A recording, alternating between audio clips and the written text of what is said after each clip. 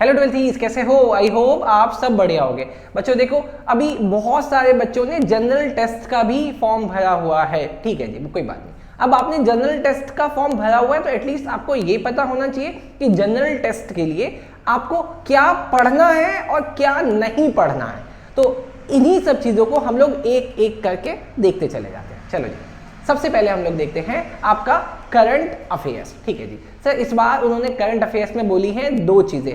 पहला, नेशनल और international current affair. Sir सवाल है कि इसमें हमें क्या पढ़ना है। बहुत बच्चों को मैंने देखा वो न्यूज़पेपर पढ़ रहे हैं, न्यूज़ देख रहे हैं, बहुत सारी चीजें कर रहे हैं, बहुत बढ़िया, करते रहो।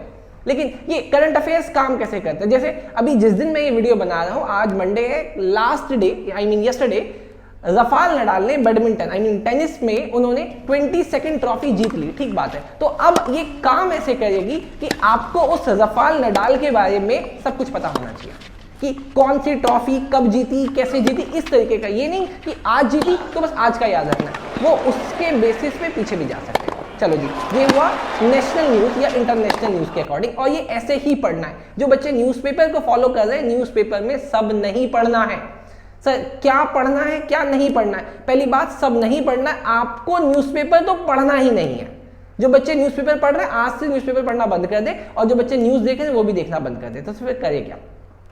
आप यूट्यूब के चैनल पे जाएं, कुछ लोग करंट अफेयर्स की सीरीज चला रहे हैं, आप वो देखें, वो न्यूज आता है। अच्छा, इससे भी बढ़िया तरीका है कि आप पास्ट ईयर के सिर्फ 3 क्वेश्चन पेपर को देखो, उसके अकॉर्डिंग आपको आइडिया लग जाएगा कि सर इन्होंने पूछना क्या है। ठीक, ऐसे बेकार में कुछ नहीं पढ़ना। वो लास्ट 3 ईयर के सैंपल क्वेश्चन पेपर मैं टेलीग्राम चैनल पे क्या नाम है डाउनलोड कर दूंगा, अपलोड कर दूंगा, आप वहां से उसको जाकर डाउनलोड करें, उसके बेसिस पे आप अपनी तैयारी करें। चलिए जी, ये हुआ पहला सेक्शन।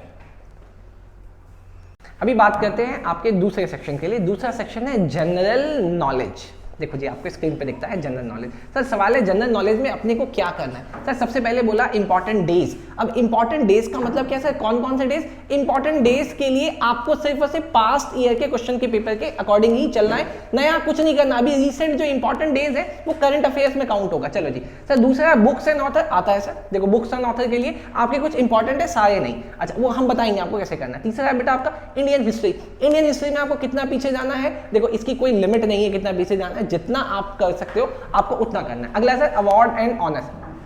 अवार्ड और ऑनर जो रिसेंट टाइम में देखा गया, वो लोग ना रिसेंटली टाइम का ही पूछते हैं, बहुत ज्यादा पीछे नहीं जाते हैं जी। अच्छा सर, क्या यहाँ पे ये लोग इंटरनेशनल अवार्ड्स पूछ सकते हैं? हाँ बेटा, पूछा गया है, तो थोड़ा बहुत देखना पड़ेगा, बहुत वास्ट नहीं है लेकिन थोड़ा सा आपको देखना पड़ेगा। अच्छा, अगला है इंडियन नेशनल मूवमेंट। ये इंडियन नेशनल मूवमेंट को अगर मैं जो पास्ट ईयर के क्वेश्चन पेपर से एनालाइज कर पा रहा हूँ, वो मैं यही देख रहा हूँ कि इंडिपेंडेंस के टाइम के जो मूवमेंट थे और उससे पहले थोड़े, आई मीन गांधी जी के टाइम के या भगत सिंह जी के टाइम के, उस टाइम के ये लोग वो पूछे, उससे ज्यादा पीछे नहीं जा रहे हैं। अच्छा, उसके बाद है अगला बेटा जनरल पॉलिटी। ये आपको ना अपनी इंडियन गवर्नमेंट का स्ट्रक्चर पता होना चाहिए, क्या नाम है, नेशनल लेवल पे, डिस्ट्रिक्ट लेवल पे, ये सब आपको पता होना चाहिए। ये एक बार देखने वाली चीज होती है, उसके बाद आपको ये याद हो जाएगा। अच्छा, उसके बाद अगला है science and technology. Science and technology भी पास्ट ईयर के बेसिस पे ही हम लोग करेंगे, उसके अलावा हम लोग और कुछ नहीं करेंगे। अगला है बेटा देखो आपका कंट्रीज एंड कैपिटल। देखो ये ना आपको याद होना चाहिए, अगर याद नहीं है तो आपको याद करना पड़ेगा। सिर्फ और सिर्फ कैपिटल याद करना पड़ेगा। सर अभी मेरे से एक बच्चा पूछ रहा था, क्या सर हमें इंटरनेशनल लेवल पे भी जैसे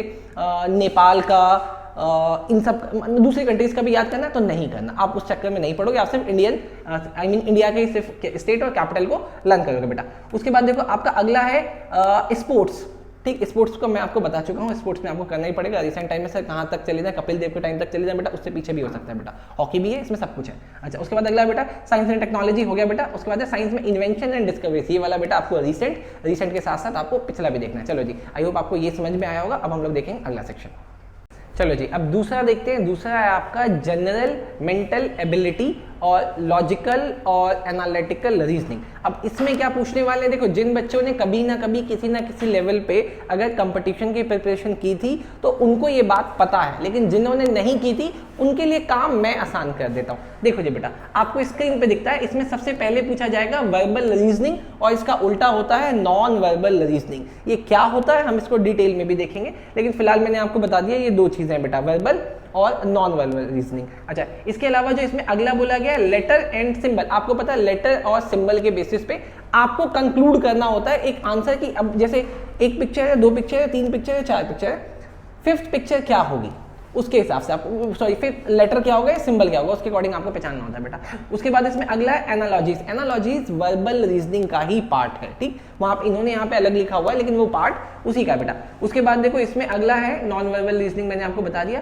coding and decoding. Coding and decoding कैसे होता है, जैसे सपोज करो कि हमारा एक स्टूडेंट है, उसका नाम है अंशराज, ठीक, वो क्या करेंगे, अंशराज लिखेंगे और अंशराज के नीचे उसकी कोड कर देंगे, भाई अंशराज का कोड ये है। फिर वो आपको एक नया नाम देंगे, कहेंगे इस नए नाम का कोड क्या होगा, वो कोड आपको बनाना होगा। नहीं समझ में, अरे देखो जैसे लिखा हुआ है अंशराज, अंशराज के नीचे उन्होंने कोड दे दिया 1 2 3 4। अब वो कोई एक नया नाम लिखेंगे, कहेंगे बताओ जी इसका कोड के हिसाब से क्या नाम होगा, तो ऐसे पहचानना आसान है लेकिन इसके लिए प्रैक्टिस चाहिए होती है बेटा। उसके बाद देखो बेटा इसमें अगला है जजमेंट एंड रीजनिंग। ठीक बात है, आपको ये आना चाहिए, लेकिन इसमें कंटिन्यू में 3 बातें आपको याद करनी है, जजमेंट एंड रीजनिंग, अगला है बेटा स्टेटमेंट एंड आर्ग्यूमेंट, और तीसरा है स्टेटमेंट एंड क्या लिखा हुआ है,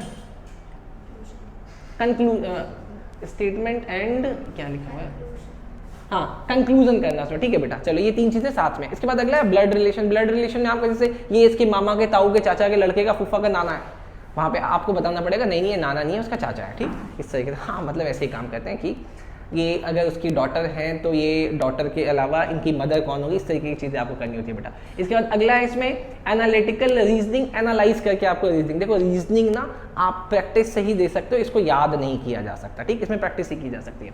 अच्छा इसके बाद अगला है बेटा डायरेक्शन टेस्ट, कि राम पहले ईस्ट गया, फिर वेस्ट गया, फिर साउथ गया, तो बताओ अभी वो कहाँ पे होगा, तो आपको वो बताना होगा। अच्छा इसके बाद इसमें अगला बेटा क्लासिफिकेशन, उसी के अकॉर्डिंग था mirror and water image. Mirror and water image important है, अगर आप इसके कम से कम 20 से 25 क्वेश्चंस भी देख लोगे तो आप इसमें इतने कैपेबल हो जाओगे कि आप वहां पे क्वेश्चन दे दो, लेकिन बिना देखे जाओगे तो ये नहीं हो पाएगा। चलो जी आगे हम लोग अपने लास्ट सेक्शन में, जहां पे आपको देखना है बेटा क्वांटिटेटिव रीजनिंग और न्यूमेरिक एबिलिटी। अभी बच्चे बड़े परेशानी कहते हैं सर हमारे पास तो मैथमेटिक्स थी नहीं, इसी चक्कर में तो हमने मैथ्स भी यहाँ पे सेलेक्ट नहीं किया है, क्या इसके लिए हमें मैथ पढ़ना पड़ेगा। देखो सुनो मेरी बात बेटा, सुनो मेरी बात, आप में से ऐसा कोई सा भी बच्चा नहीं होगा जिसने 10th के लेवल तक मैथ्स नहीं पढ़ी। नहीं सर हम तो है, अच्छा कोई बात नहीं, 8th तक तो पढ़ी होगी। हाँ जी सर 8th तक तो पढ़ी थी, तो जी यहाँ पे 8th तक ही पूछी जाती है सर, पक्का विश्वास करो, मुझे पता है आपको बीकॉम ऑनर्स करना है लेकिन आपने कभी मैथ्स ली ही नहीं थी, क्या एसआरसीसी जाना है, बहुत बढ़िया, मैं पहुंचाऊंगा ना, आप पहुंचाओगे अपने आप को। देखो जी क्या सिलेबस है इसके अंदर, पहला देख लेते हैं बेटा न्यूमेरिक एबिलिटी। मैं पहले न्यूमेरिक एबिलिटी दिखाऊंगा बेटा। न्यूमेरिक एबिलिटी में उन्होंने बोला हुआ है, वो आपसे पूछेंगे partnership, time and work, profit and loss, problem on train, boat and steam. Sir ये सर मुझे पार्टनरशिप समझ में आया, टाइम एंड वर्क समझ में आया, प्रॉफिट एंड लॉस समझ में आया। सर ये problem on train and boat and stream कैसे काम करता है, वो कहेगा कि ट्रेन इस डायरेक्शन से आ रही है और उस डायरेक्शन में मुड़ रही है, तो बताइए कौन से डायरेक्शन में, इस तरीके की चीज है। या अगर वो इतनी स्पीड में आई और एक पुल की हाईवे की लेंथ इतनी है तो कितनी देर में उसको क्रॉस कर लेगी, इसके ट्रिक्स हैं, टेक्निक्स हैं, वो भी आप कर लोगे। अच्छा इसके बाद है सर HCF एंड LCM। मैंने बोला 8th के लेवल का HCF और LCM है, भूल गए हो हम याद दिला देंगे, कोई बात नहीं। अच्छा उसके बाद है सिंप्लीफिकेशन एंड अप्रॉक्सीमेशन, जहां पे आपको कंक्लूड करना होता है कि आसपास का आंसर।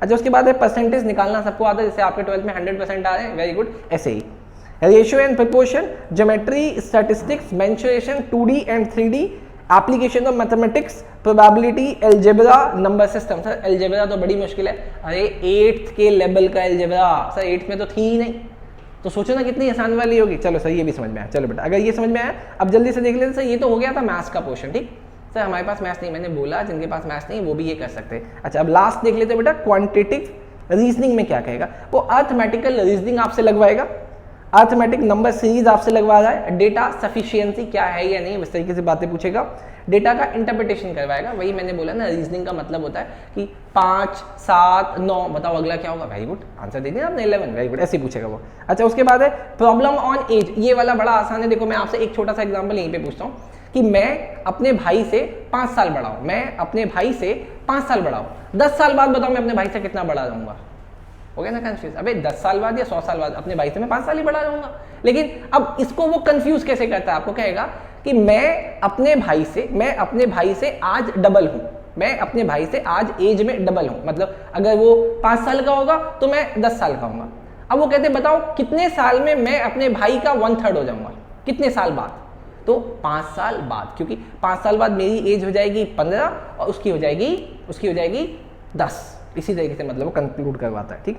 चलो जी मतलब अगर आप प्रैक्टिस करोगे तो आप इसका आंसर दे दोगे।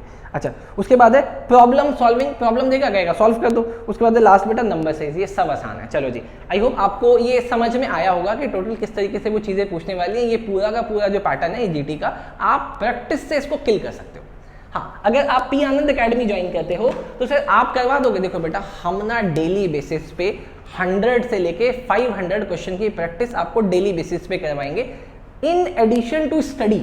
उसके अलावा अब अगर आप इतना करोगे तो मुझे नहीं लगता कि आपको कोई पास छोड़ो टॉप करने से कोई रोक पाएगा। बस डेडिकेशन आपको दिखानी है, जिस तरीके से डेडिकेशन से पी आनंद लगा हुआ है। ठीक, चलो जी, थैंक यू, बाय।